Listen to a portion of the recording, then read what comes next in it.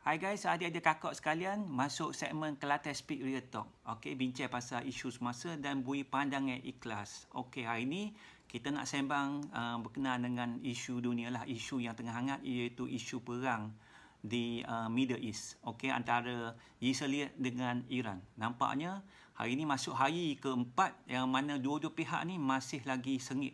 Tak ada pihak yang sudi menyerah kalah dan bagaikan pertarungan kalah mati. Okey, bagi bab pihak Iran ni, bab kata orang biar putih tulang jangan putih mata. Okey, apakah masalah utama di pihak Iran? Masalah utama saya adalah masalah dalaman, iaitu perpecahan dekat dalaman dia yang di mana ada isu utama iaitu pasal isu spy. Walaupun Iran dah ada umumkan nak capai persetujuan ramai dengan Amerika, tapi ia tetap bom yang paling rancak sekali. Okey, bagi pihak Iran dia bom dengan kekerapannya sampai 11 kali. Maknanya Israel bom Iran pun setakat ni sampai 9 kali. Okey, so bagi pihak Iran ni walaupun dia nak orang cakap nak sebutlah berapa kali ada isu damai, tapi dia tetap bom. Mula-mula ramai yang ingatnya dia setakat 2-3 kali, tapi bukan main gila.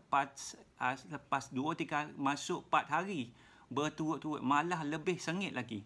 Okey, maksudnya mungkin orang ramai yang ada ceritalah sebab Iran ni bukan dia nak tapi terpaksa. Jadi sampai lah ni dalam dunia ni hanya satu negara je, iaitu Iran, yang betul-betul berani bertempur dengan ejen Amerika, iaitu Israel.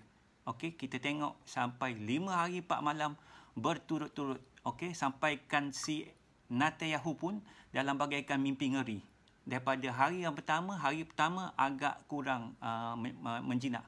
Okey, iaitu bagi bahagian negara Iran ni dia kurang kena apa-apa kemudahan yang penting.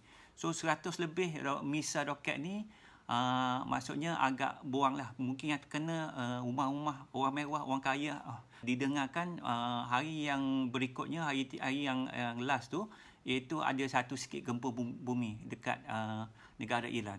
Okey, hari itunya lepas hari itu dia tetap lagi teguh, dan kejutan yang dibuat oleh Iran iaitu pada hari ini something yang mengejutkan si Netanyahu, iaitu Iran berjaya memusnahkan fasiliti ejen Mossad.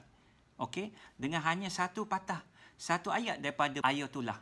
Okey, dengan mengatakan ikut kehendak Tuhan, Iran pasti mengalahkan rejim Zionis. Okey, selepas kenyataan yang dibuatnya, askar-askarnya terus menyerang bagaikan ribut yang ganas. Itu kita tahu keputusan hari ini memang agak memberasakan sampai merosakkan Mossad. Okey, iaitu fasiliti ejen spy center dia. Okey, di samping itu ada juga dengan serangan bantuan daripada Houthi dengan 110 misal dengan 300 drone. Musnahan intelijen Mossad ni, si Netanyahu bagaikan jatuh di timpa tangga.